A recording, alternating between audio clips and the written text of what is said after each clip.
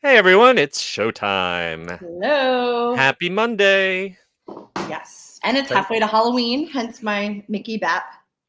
is it already? Oh, well, we got our halfway to Halloween announcement this morning from Mickey's Not So Scary Party. Yes. Is what starting earlier than ever and being more expensive than ever? Correct. Yep. Oogie Boogie earlier than ever. Oh, we get Oogie Boogie dates too? Shoot, I need to Yes. jump on that as soon as we get off of this. Let me Yes. here, Starting in August now. oh my lord. Oh my lord. Geez, I gotta rewrite that section of my book then. I'm taking a note on that right now. You can all talk amongst yourselves. Yes. A lot of news today, costumes, but mostly just dates because Mickey's Not So Scary is pretty much the same Mm-hmm. with a few new additions, but yeah, tickets range up to 200. So Wow. Wow. Yeah, that's what's blowing my mind. That there was a time where you did the parties because it was cheaper than going to the parks during the day. right, it was like And $80 or yeah. something like that. Yeah. And now on a cost per hour basis, it's way more expensive. Though I guess at least you don't have to buy Genie Plus when you go to a party, right? Because there's I mean, they're so busy now. no It's lightning kind lanes. of, yeah, I don't know. It's Well, let's check in real quick to see who's in the chat before we launch into recording this episode. And as always, Michael Bingham is first in, singing the Universal theme. He's still tired from his past Saturday at Universal, but looks like he's excited about the return of Pizza Skulls. I love Yeah, the pizza skull. I noticed that they were selling them at the mess tent next to Reign of Kong. Yep. Which I guess is the only way to get people to Skull Island now that they took the 3D away. Yes. They had In them and they got rid of them. Now it's Yep. back. In Derek Ho's corner, we've got Blossom and Michelangelo. Hi, folks. And Weiser checking in to say hello. Hello. Brian Sager. It's spooky season week already. Yes, we got Disney. We Crazy. got Dark Harbor coming back to the Queen Mary. Didn't see that one coming. And we got a little bit of info on the Haunted Mansion parlor that's coming to the new cruise ship. Did you see the Ghost Fish Aquarium? Oh, I The was old dying. Raleigh Chrome? That is just amazing that his ideas from the 1960s are like finally coming to fruition Yeah. 60 You know, years later. I'm wondering. I think we talked before about the Candle Man, the melting candle Mhm. guy that we saw being sculpted in the back of Imagineering in one of those recent videos, and we had assumed that that was going into the Disneyland Haunted Mansion, maybe in the Right. new exit gift shop, but maybe it could be for this Haunted Mansion um, themed bar on the new ship. Yes. Maybe And they're there's making more than spooky one. bugs. I'm so excited. Did you Yes. see those? No, I did not. I missed those. Yeah. Oh, I'm gonna spend all night. Yep, and yes, Oogie Boogie as well. Yes, don't Mhm. forget Oogie Boogie. And Jim Amen saying howdy. Howdy, Jim. All right, well, that's just about everyone who is in the chat. We got plenty of people watching, so it is time to kick this show off in 3. Please lower your head and watch your step while boarding. Welcome to the Attractions Podcast. You are all clear for dispatch. Have fun. Hello, everyone, and welcome to the Attractions Podcast, sponsored by MEI and MEI-Travel. I'm Seth. And I'm Carly. And we are here to talk to you about the latest and greatest in theme park news and more, as well as what's going on in our own lives.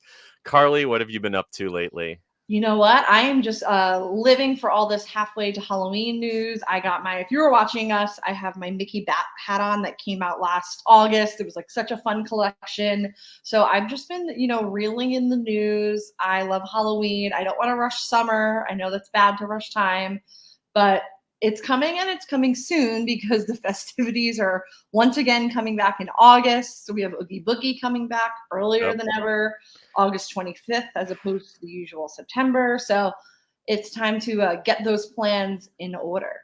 As someone with a mid-August birthday, I never ever thought that I'd be seeing Halloween celebrations before my birthday. Right. It's almost like when kids have their birthdays around like Christmas and it just gets pushed to the side for the holiday. It's like, exactly. Forget your birthday. It's Halloween.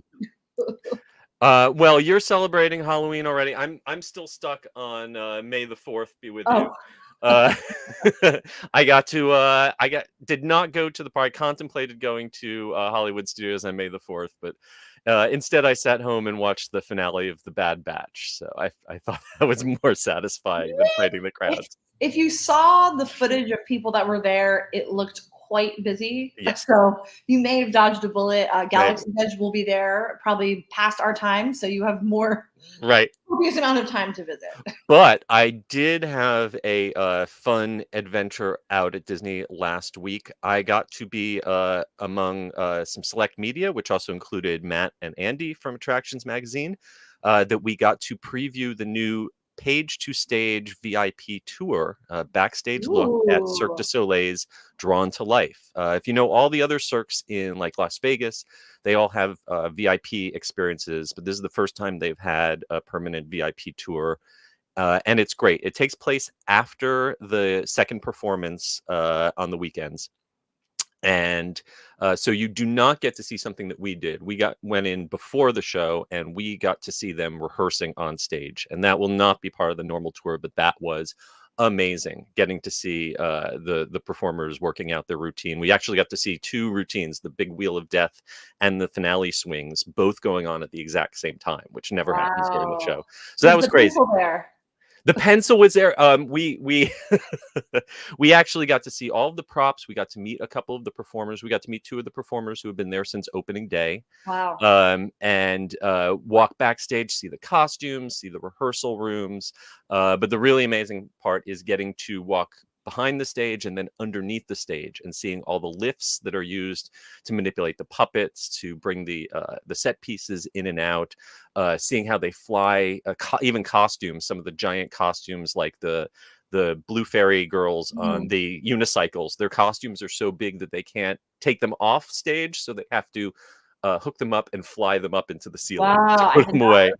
And the way they have these tracking dots on everything, so that the projection mapping, if they put a prop off a few inches, or the actors have them on their costumes too. So like the scene with the big canvases that they project animated characters onto, the projectors can track exactly where they are. So if they're off a little bit, it adjusts the image to match. It's just amazing technology.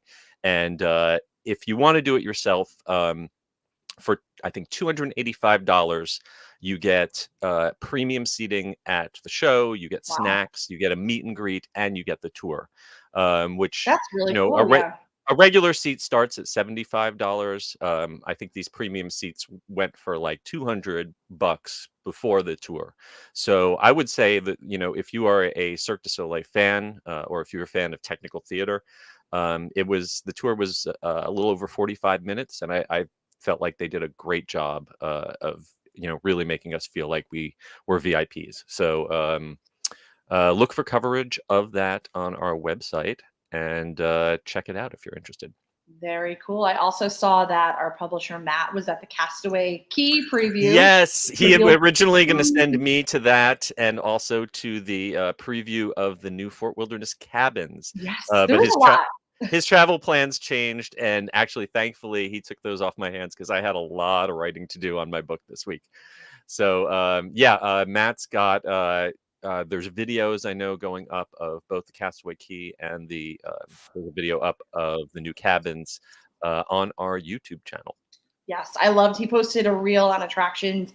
He asked the creative team behind Castaway, "Is it Castaway Key or Key K?" Or K? Yes. And if you're a and Bahamian, you better say Key, not K. Correct. Yes. And it's like, I'm really glad he posted that, because I always second guess myself. Is it K or Key? But now I will forever know. So definitely check that out. And it's also conch, not conch. Conch. Yeah. It's the hard-hitting journalism that we all need. Absolutely.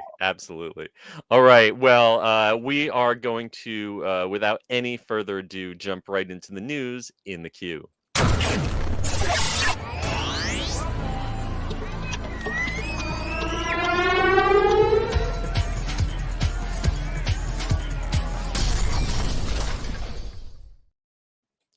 First off, we have a report out of Disneyland Resort from our show producer, Jeff DePauli, about Pixar Fest, which has returned to Disneyland for the first time since 2018. And it's back bigger and better than ever. Yes, I got to hang out a little bit with him at the opening for that. It was a 2-day Awesome. event. Did a great job recapping. It's honestly, it's a lot. I said Yeah. this, I believe, last week. It is truly like an after-hours event that you pay for, but not because it's included. And there's more to do than an after-hours event. I was in shock, blown away. I love Pixar, but you have to appreciate the amount of new stuff that it brought to the Yeah. park. A few things. You see a lot of the pieces that were added to the park, like banners and Mhm. whatnot. It all has a very 1964 World's Yeah. Fair. If you're a fan of Raleigh Crump's Yep. Tower of the Four Mhm. Winds, that's obviously what they're drawing inspiration from here. And yeah, they've got one in the Esplanade and then one inside each park to use as a photo op. It looks like. Yes, it's so cool to walk around and see those, and each one is a different character. He also points out there is a Pixar Playtime, which is in the Fantasyland Theater. This activation is quite amazing. It's a lot going on at one time.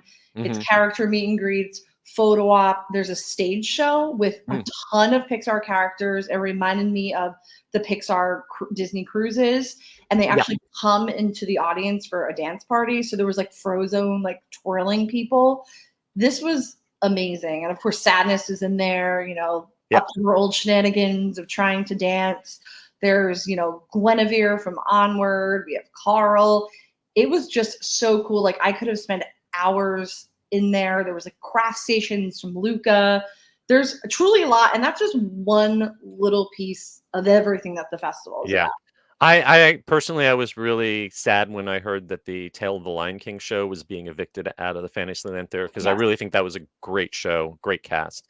But I'm glad this is more than just them throwing a meet and greet on that stage and a couple banners. It really, I mean, again, it looks like they put a lot more effort into this than they did, say, the Walt Disney World 50th anniversary. Or something. 100%. I mean, we were all that was exactly what everyone that I was with kept saying Yep. the 2 days that we were doing it. We're like, this is more than the 50th. I mean, Yep. just in that Fantasyland Theater, there are so many characters. They're truly doing it up. I loved it. I also wrote a piece for attractions about the food because Mhm. there's dozens of dishes like Yeah. everywhere, specialty that are all themed. And then come this week, we're going to have kind of like a Pixar food festival, and that's going to be little marketplaces around DCA that are themed. There's a Luca one, Mhm. Coco, etc. I mean, they're really kind of like pulling out all the stops, and this runs through August, which is kind of a long time, but they're also doing a lot for something that's kind of short. Mhm. I'm wondering where exactly those festival booths are going to be set up to not interfere with the parade route, because that typically goes right through that performance corridor. Yeah, Did you I'm really get to curious. see the new parade? I did. I loved it. You have Four Town in it, which was so exciting. The Luca float was so good. But on top of it, the song Better Together is so catchy that I'm still singing it. And it's been like a week and a half since I saw it. So definitely catch that. The route kind of goes the same as many of the other parades in DCA. I stood Mhm. in front of Voyage of the Little Mermaid. It was a perfect spot.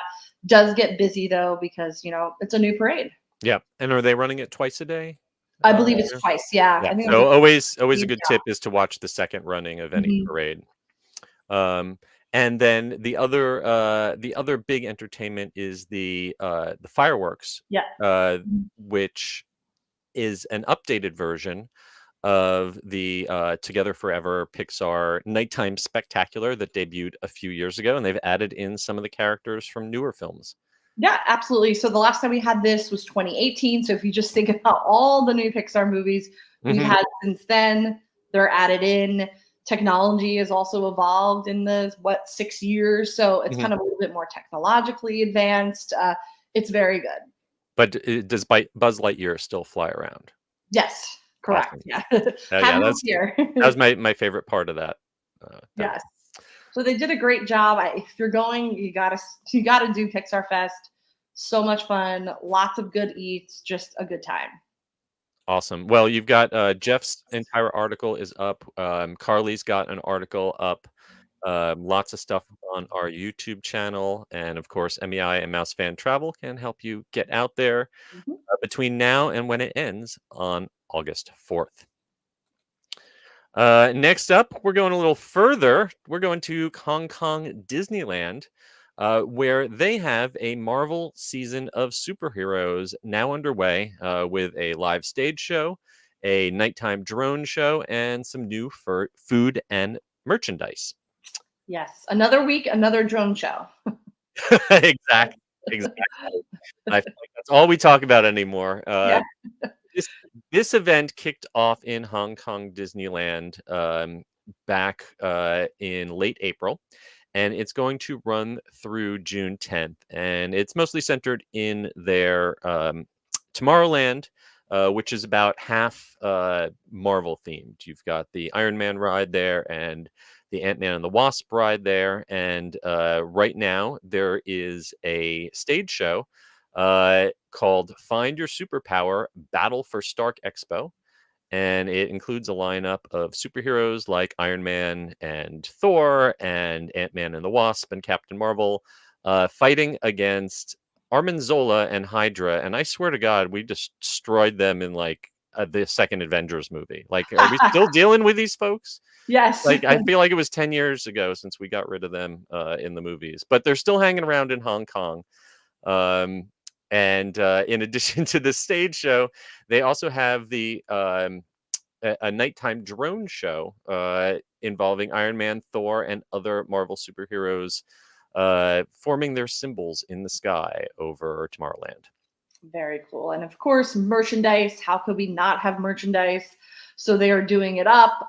There's apparel, totes, toys, kind of pretty much you name it, with the highlight being this customizable Shield agent ID, which sounds really fun, like a little easy souvenir to carry around, super personal. I think that's what I would get. Yes, absolutely. And there's also food to fuel up. The Starliner Diner there in Hong Kong Disneyland, they've always had like a Hulk burger and some other Marvel themed food, but now they're going all out with an Iron Man burger combo, an Avengers sipper, a quantum hot dog, and a hulked out churro. Yes, because you gotta have a green churro. Yeah, so cool. Yeah, they've also got a new Spider-Man popcorn bucket where the face rotates to show 3 different Spider-Man costumes. And if you're outside the park, you can stop by the Hong Kong Disneyland Hotel's Enchanted Garden restaurant for some Groot-themed desserts. Adorable. And then what I want to go to is the Marvel themed bar, the Archivist, which is at Disney's Hollywood Hotel. Yes, I stopped in there when I was there, and it's really cool. It's not like super heavy Marvel themed. It's subtle, but they've got these display cases with different, movie prop quality artifacts, like the Infinity Gauntlet and the Doctor Strange's Eye of Agamemnon. Is that? I don't know. Can never pronounce these things, but yeah, that's a great bar. And they've even got in that same hotel some Marvel themed rooms starting on August 9th. There's going to be rooms with a depiction of the Quinjet and Marvel superheroes themed murals on the wall. And you can book those starting on May 10th, just a few days from now.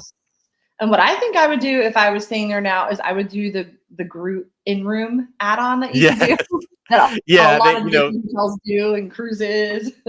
Yes, yeah, you can always, get these packages where they'll decorate your rooms with Mickey and Minnie or something. But this is the first time I've seen one with Groot, and there's this like plush sleeping Groot pillow that looks really adorable, and Groot Mickey ears, and there's also it also looks like they've got some special Black Panther swag that you can purchase. Yes. If you want to check out this vicariously, because Hong Kong is a long plane flight away for most of us, we've already got video up on our YouTube channel of the Find Your Superpower show. I gotta say, it's an impressive number of characters that they have up on stage at once.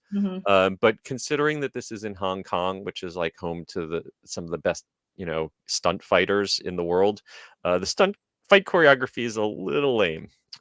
So well, you watch it yourself and see what you think. Yes. I'll have to see that. All right, and I also wrote a first time visitor's guide to visiting Hong Kong Disneyland after my trip. You can check that out, but I would definitely suggest finding a good travel agent like MEI to help get you there because it's a lot to plan. So. Yep. Next up, we're hopping over to Epic Universe because Universal has given us another huge dump of information all about Super Nintendo World opening up in 2025. Yes, I Uh, love how they're just kind of rolling these announcements out. This is what I was definitely second most excited for after, all the monsters. So yeah, I'm excited that we finally officially know the details of what we yeah, can expect. and Attractions, and food let and let's be honest, this is the land that we probably already knew the most about simply because there's already versions of it existing in right. Japan and in Hollywood. But now we have all the official confirmation that this is the biggest and bestest version of Super Nintendo World anywhere. It's going to be divided into two parts: Super Mario Land, which is kind of the Mushroom Kingdom from the Super Mario games, and then you've got Donkey Kong Country, which is going to be home to the Minecart Madness ride, which I think is going to be the ride that's going to attract the most interest because the idea of a roller coaster that goes off the tracks is, that gets people's attention even if they're not into theme parks. Oh, yeah. And definitely recommend looking at the video that's kind of Hmm. like the simulated walkthrough because it helps you understand Yeah. how Donkey Kong really feels like a whole nother land. The way it's like the entrance to it is tucked in a back area, and then you enter kind of a land within a land. So definitely check that out because it really kind of helped me visualize what to Yeah, expect. they've done a great kind of fly through rendering Mhm. of it, but basically, this is kind of unique. I don't know of another theme park land, at least in the United States, where you're going to enter into it up an escalator. You're going to go straight through this green warp pipe that'll bring you up to the second level of the land when you enter it. So you're going to have this great kind of bird's eye view looking out over everything in the Mushroom Kingdom. And then, as you can see, as you descend down to ground level, there's then a pathway there you can follow, and there's a second portal into Donkey Kong Country. So they've got two different looks, two different feels, and it's almost like having two different lands attached to each other. Absolutely. But of course, the attractions are going to be the biggest part of it Mhm. all. We know Mario Kart Bowser's Challenge. Yeah, we've talked One plenty free. of that because we've both been on that out in California. Fantastic ride, and Mhm. it looks like we are getting an identical clone of it here. Minecart Madness, the Donkey Kong roller coaster. Like we mentioned, this is the one that looks like it is jumping off of the tracks, flying through the air, because it's got a special hidden track underneath the fake track that guests see to create the illusion of being out of control. But it's a fairly low height requirement. I think it's only like 32 or 34 inches. It's a pretty low height requirement. So it's going to be visually thrilling, but it's also going to be kind of a family ride that everyone can ride. I think this is one that's going to get really long lines because the version in Japan was supposed to open this spring, and they Mhm. pushed it back to late in the year to kind of work on reliability and capacity issues. I think this is one that people are going to really want to ride, and at least it does look like it is going to have a single rider line, at least from the rendering. So Yeah. that's good. This is going to be the Hagrid's 2.0 that even years and years later, like We'll I'd like to still ride have a it. long wait. Yep. It's not in my cards all the time. Yep. And then finally, we've got Yoshi's Adventure. This is one we've also seen in Japan already. And this is kind of a slow moving omnimover ride. It's definitely a kiddie ride, but you get great views of the land. And it's also interactive. There's little egg buttons that when you see an egg, you push the button with the color that matches. And then you get a little, attaboy at the end. But the rides are really only a small portion of what there is to do, and I am super excited about being able to take my power up band that Mhm. I bought in California and pretty much exhausted everything that there is to do there. We're going to have a lot more space, a lot more blocks to punch, a lot more activities. We're having there are certain activities that you can really only do if you purchase one of these power-up bands, and there's one that isn't found at all in California that we're going to have here. And then it's really, I know the idea of an upcharge just like makes people's skin crawl, but it's worth it.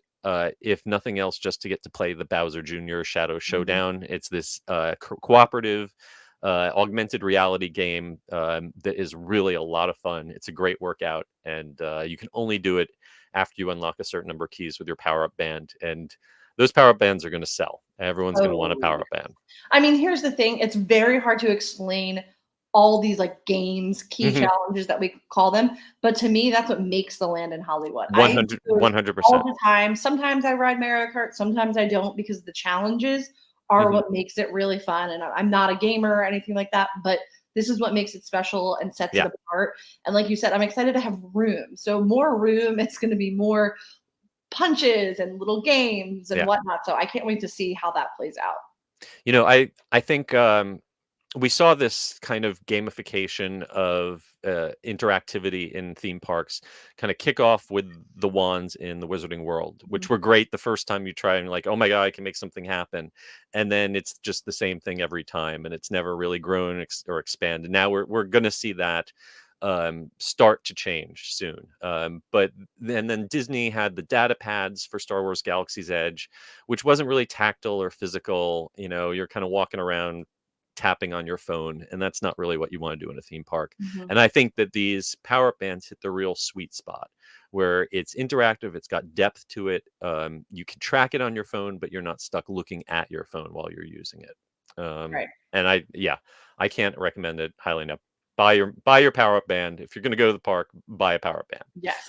The other thing they given us a little more info on is the dining. We know that Toadstool Cafe is coming with a very similar menu that it has in Hollywood. I'll say the food is all really cute and fairly tasty, but incredibly slow service, incredibly busy. Just getting a virtual queue reservation to walk in the door is a hassle. And once you do, you always wait at least a half an hour just to place your order. I would say look instead at the snack stands. They're going to have a Yoshi snack stand, Turbo Boost treats, and then maybe go back out into the central hub to get some real food. Yeah. I love going there, but it's difficult. Every time it like takes an hour or two out of my day just to try to eat at Toadstool. So another thing that will probably have long lines is meeting the characters. They have really great character costumes with kind of articulated faces, and there's exclusive power-up blocks that you can only punch if you wait in line for a meet and greet. So be prepared to queue for that. And of course, merch is coming. They're going to have One-Up Factory and Mario Motors, as well as the Nintendo Superstar Store. Say that 5 times fast. Located in the Celestial Park hub. Yes, I'm overwhelmed. The merchandise is so good in Hollywood, so I expect that and then some in our version. Yeah. Well, if you want to catch up on everything Super Nintendo World, we've got tons of videos of Mario Kart ride, Yoshi's Adventure ride, the Power-Up Band experiences, and tons more Epic Universe coverage. Be prepared to hear lots more about Epic Universe in the coming months as we approach 2025. So excited. All right. And in more Universal news, hopping out to Hollywood, Fast and Furious Hollywood Drift is now officially confirmed as the name of the rotating roller coaster that's going to open in Universal Studios Hollywood in 2026. I was hoping this one would make it around for 2025. I put it in my book, but I guess I don't need to have it there. Yeah, I mean, I think that was the most shocking part of this announcement. I totally was banking on end of, because they seem to be quite far along in installing footers and stuff, and we know how quick Universal builds things. But this is also being built on the side of a mountain in California, not Florida. California is a lot more strict building codes, and also they are trying so hard not to annoy their neighbors. They have been doing everything from like designing sound barriers and designing the cars to rotate so people scream away from the local houses. So I'm sure that probably also factors into the slower build time for this.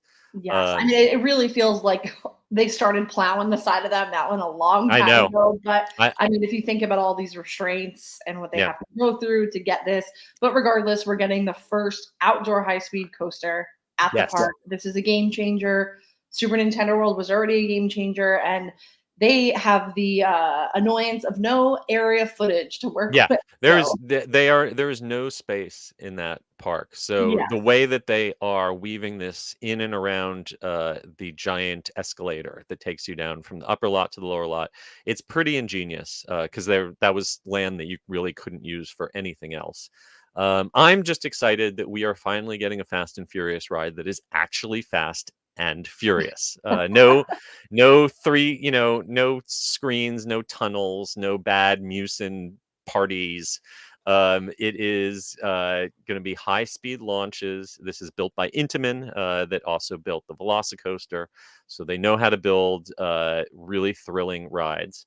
Other things that we know about it is that the cars, which are going to be able to spin 360 degrees to kind of create a drifting effect, are going to be fashioned to look like cars modeled, featured in the films. And the queue area is going to be a large red brick style garage, which sounds familiar. sounds very familiar. And that's what I wanted to talk about a little bit. Yes, you're right. This is the first high-speed coaster outdoors in Hollywood. They've got the little hippogriff, but that's a kiddie coaster. This definitely changes the game for Hollywood in terms of thrill rides, but it also brings to mind all these rumors that we are hearing about both supercharged in Universal Studios Florida, maybe not reopening after its closure for Halloween, and that the Hollywood Rip Ride rocket, strongly rumored to be decommissioned in 2025 and replaced with a new roller coaster. I like putting all those thoughts together and thinking, what if they had a roller coaster that came out of the existing supercharged building and went, around the back of the park and then followed the path of the old Hollywood Rip Ride rocket. Yeah, I I mean, would they I definitely I can would do it. line up to ride that. Yes. Or Um, we're gonna get a minion overlay. I I just don't see. First of all, we certainly can't just slap a yellow banner on Hollywood Rip Ride Rocket, because if you put a child on that thing, you're going to traumatize them for life. I don't see any minion theming meshing well with what Rip Ride Rocket is now. I mean, it is intense. I am a thrill lover, and it's even a little bit too much for It's me. It's it's like the it's once every 2 brutal. years. Yeah. It's brutal. It's very hot, expensive to maintain. It's just not. For the number of people it serves an hour, it is a very expensive ride, and not all that popular. People get off it and complain that they are hurting, Yes. and sometimes they sue. So, yeah, I would not be sad to see the rumors of Rip Ride Rocket going away come true, and I think this would be a perfect replacement for it. But in the meantime, we can count on this one opening in Hollywood in 2026. Yay. All right. And then we are hopping over to Airbnb, Yes. where if you are looking for a truly unique place to stay, Airbnb's Icons collection has some very unusual locations on offer. They have Carl's house from Up and the X-Men mansion from X-Men 97 for a few lucky people to get to stay in. These are obvious. We've covered before people who do rental homes or Airbnbs, that they're fans or whatever, and they put a lot of investment into making over a house. But Oh yeah. this is professionally done, and this is not. These look like CGI renderings or clips from a cartoon. They don't look like they're actual physical locations, but they are. We actually have video at the bottom of this article to prove that these are real places that a human being can walk around, and not just AI art. But if you want to step into the world of the X-Men cartoons or Pixar's Up, you might have a chance if you apply to stay here through Airbnb's Icons program. Yes. Um, They do a lot of these really cool activations, like they yeah, had, you could stay in Shrek's house, you can yeah, stay under the stars. I yeah. love when they do this, but this is really cool. Let's make clear this is a very limited. This is basically an advertisement. It's a promotion. This is not. Don't plan your vacation around this, because you can't just book this directly like a regular Airbnb. Right. You'll notice that that the X-Men mansion, X-Men 97 mansion, is only $97 per guest, and staying in Carl's house from Up is free.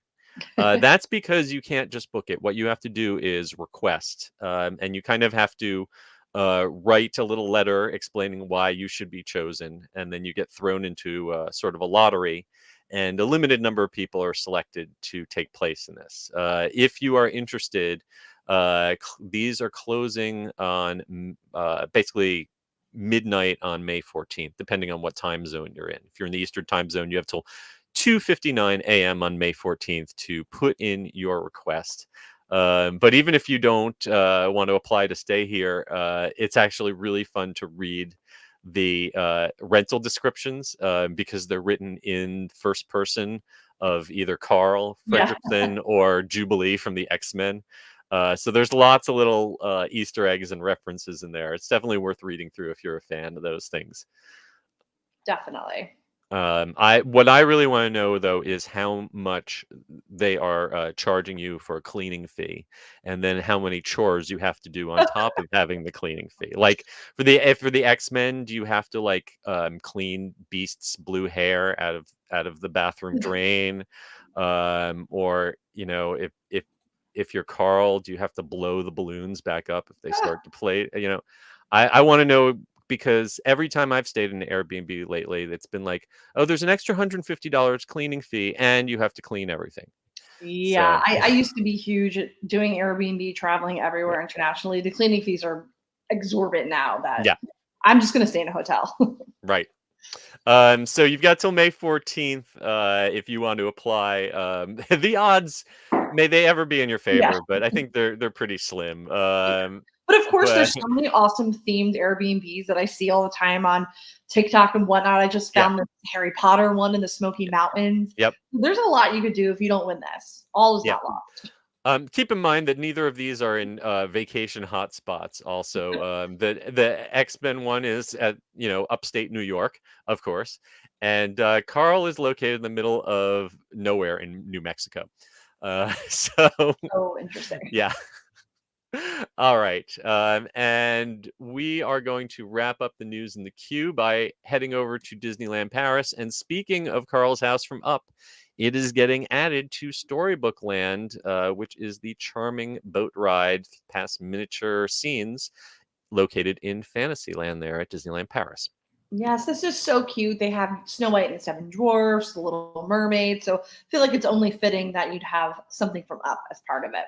Storybook Land Canal Boats is seriously one of my favorite rides at Disneyland. Like, I can do that over and over again. It never gets old. And now the one in Disneyland is also not getting old because they are keeping it current.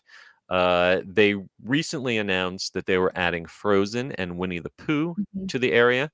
And now we learn they are also adding Carl's house. And it's really cute. It looks like we're going to see Carl and Doug and Kevin hiding nearby with the house lifting off with the balloons. What I'm curious about is if this is being added to a previously blank spot, or if this is replacing one of the existing stories. Currently, they've got Snow White in there, Little Mermaid, Aladdin, and Night on Bald Mountain. I love that it's one of the few Fantasia references in a Right. Disney theme park ride, as well as Rapunzel's Tower from Tangled. Those are exclusive to the Disneyland Paris version.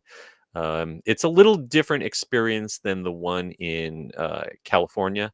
Everything is slightly more scaled up. In Disneyland in California, you're kind of looking down at everything, and this everything is kind of raised up and a little scaled up, a little larger, but it's still really charming. It also doesn't have a live host on the boat. I believe the boats are just automated in Paris. But MEI Mouse Fan Travel will give you a free no obligation quote to help you get there. All right, that is going to wrap up our news in the queue. Before we get to this week's main attraction, let's hear a quick word from our sponsor. The Attractions Podcast is brought to you by MEI and Mouse Fan Travel. Whether your next vacation is a magical trip to the theme parks, an exciting adventure to the pyramids of Egypt, or just a relaxing cruise on the turquoise waters of the Bahamas, MEI-Travel provides premium service and expert advice to help you get the most of your vacation. They are always free of any hidden fees or costs to you. Visit them at mei-travel.com. It's time for the main attraction! And for this week's main attraction, we are heading to Universal Orlando, where once again they've given us a huge dump of information. This time, not about Epic Universe, but about their big summer, which is going to feature new shows, new parade, and a whole new land. All kicking off very, very soon. June 14th. The debut of the new Lagoon show.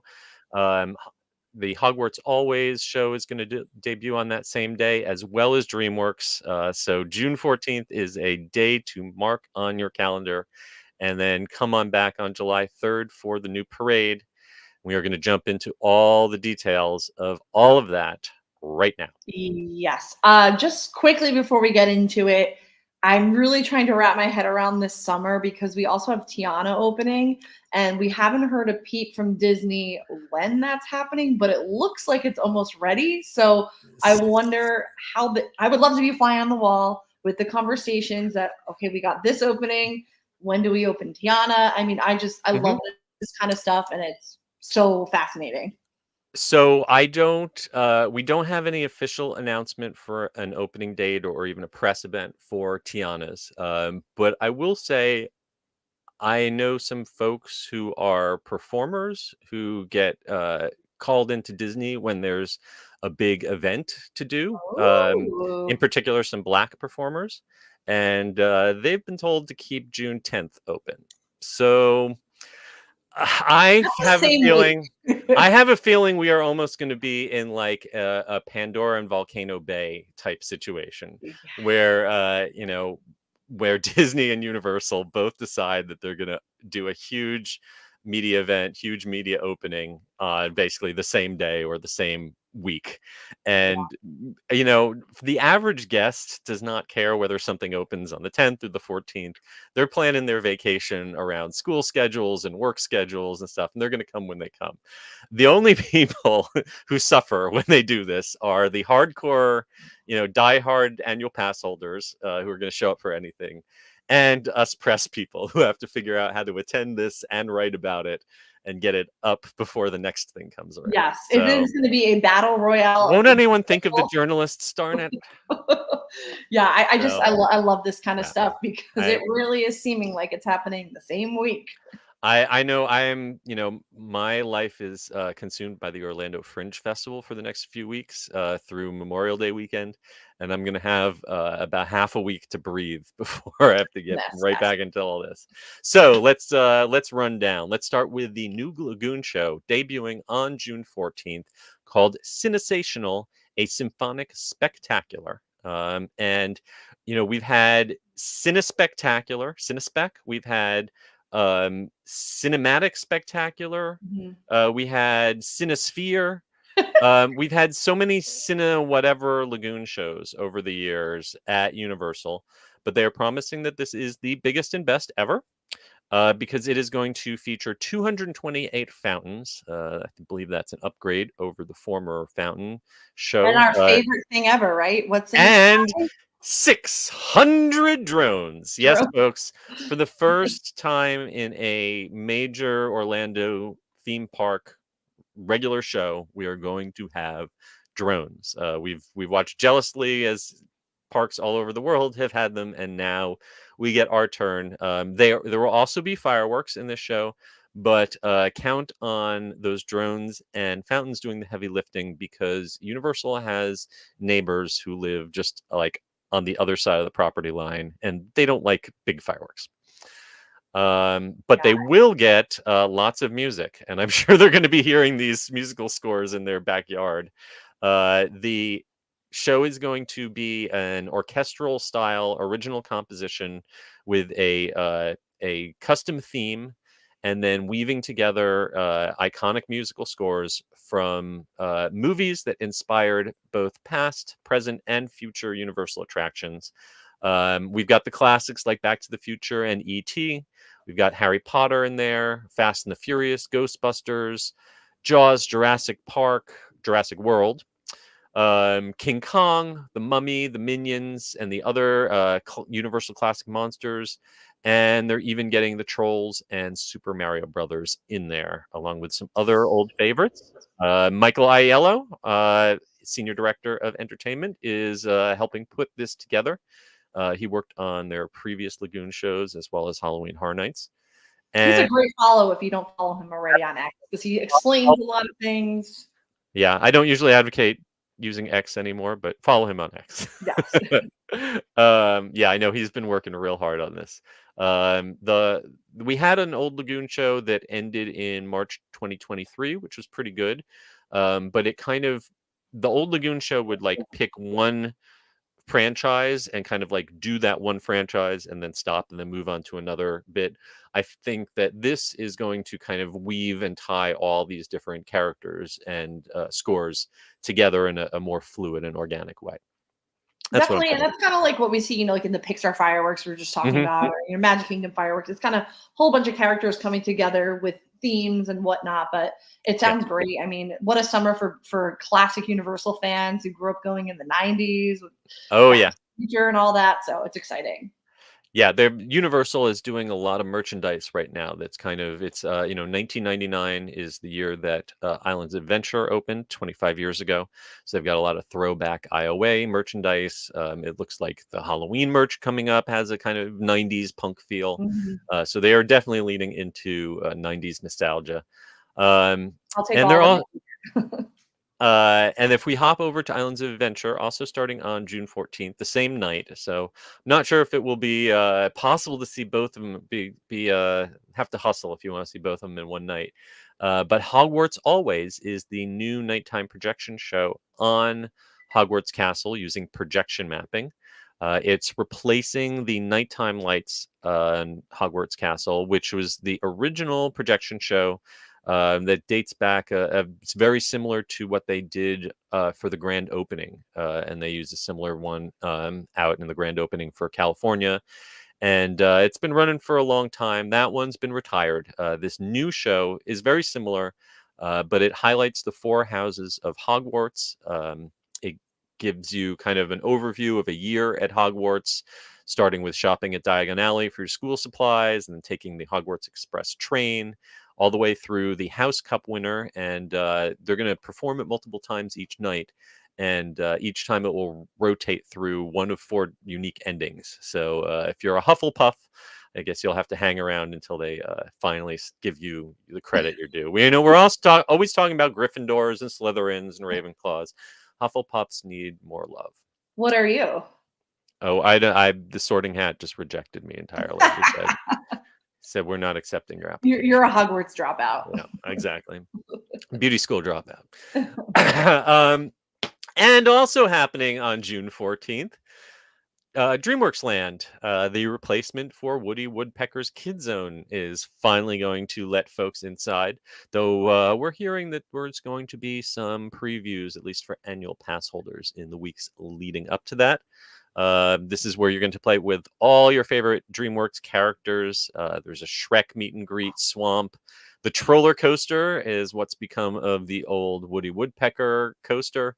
And Curious George's play area has been turned into a Kung Fu Panda training camp where you will get to meet Po.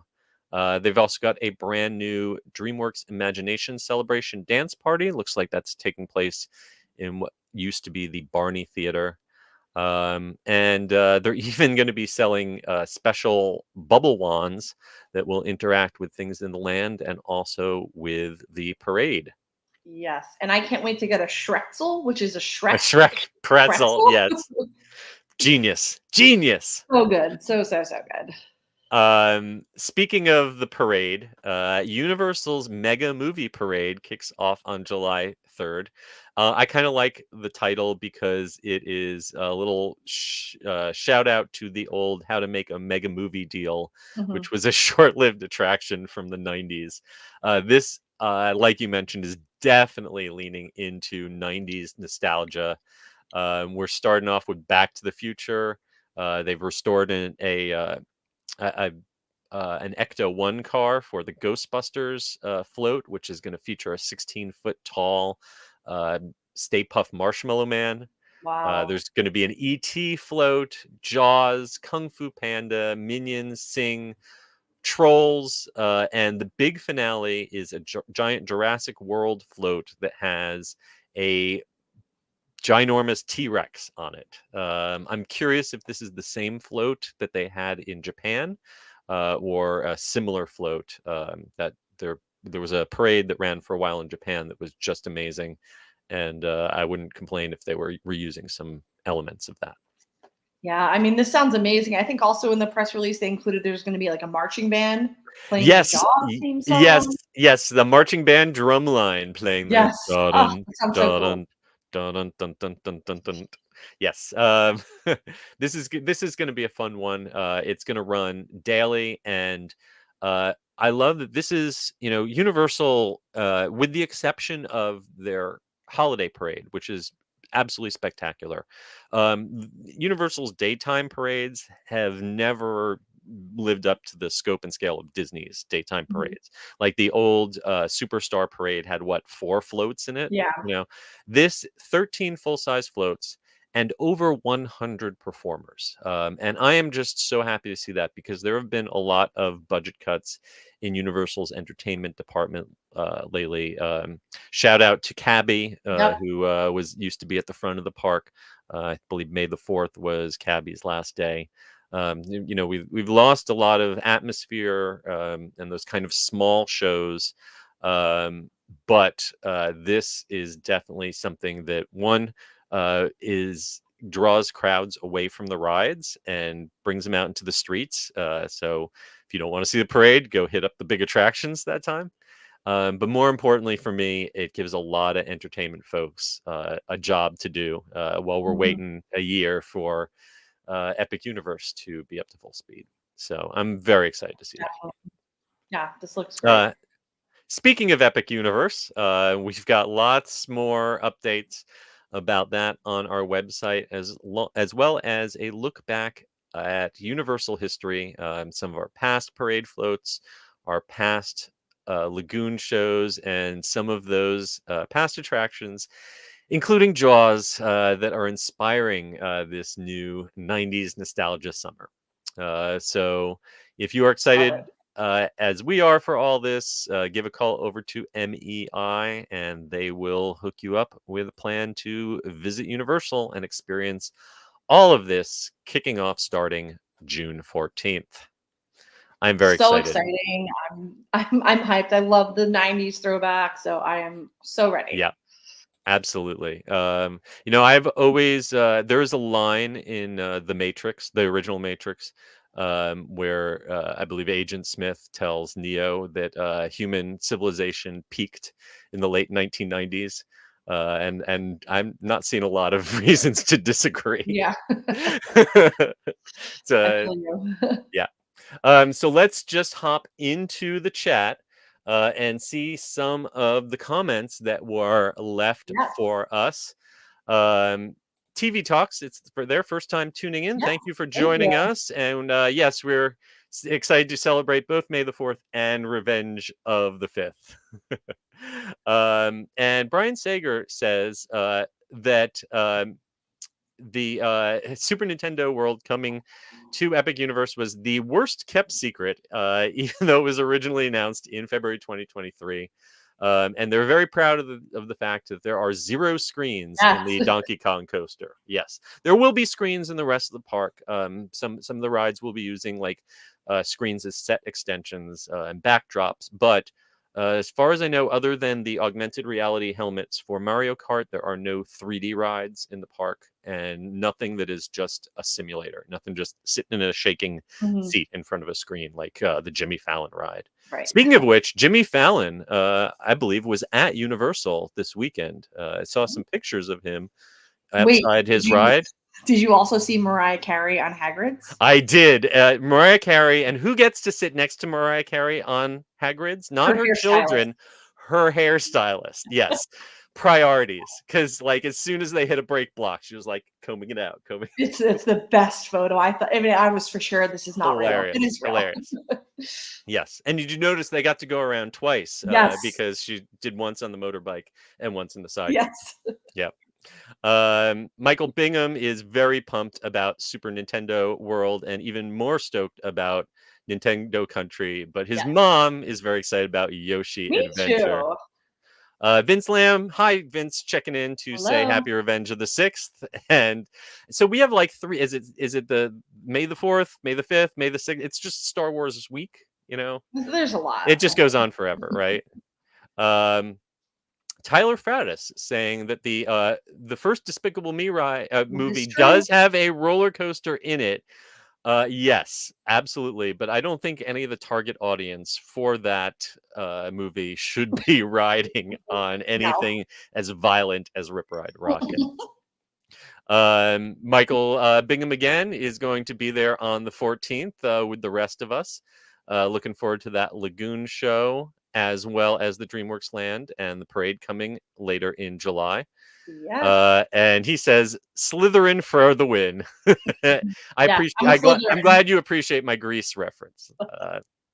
And Vince Lamb says that Agent Smith also called humans a virus, and he doesn't know if you want to listen to him. Yeah, maybe he's not supposed to be the voice of reason, but and last but not least, Cindy Bingham checking in to say hello. Hi, Cindy. Hope you had a great day. Thanks for listening to us.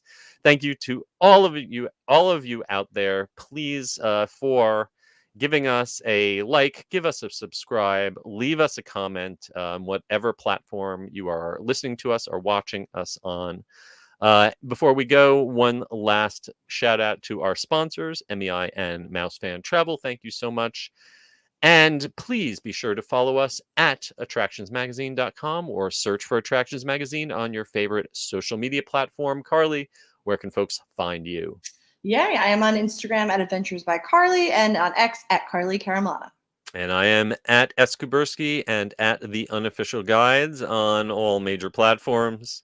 As well as you can head over to theunofficialguides.com to pick up copies of my books. And until next week, we hope that you folks stay safe, try something new, but most importantly, have fun. We will see you all again next time. Yes. Bye. Bye.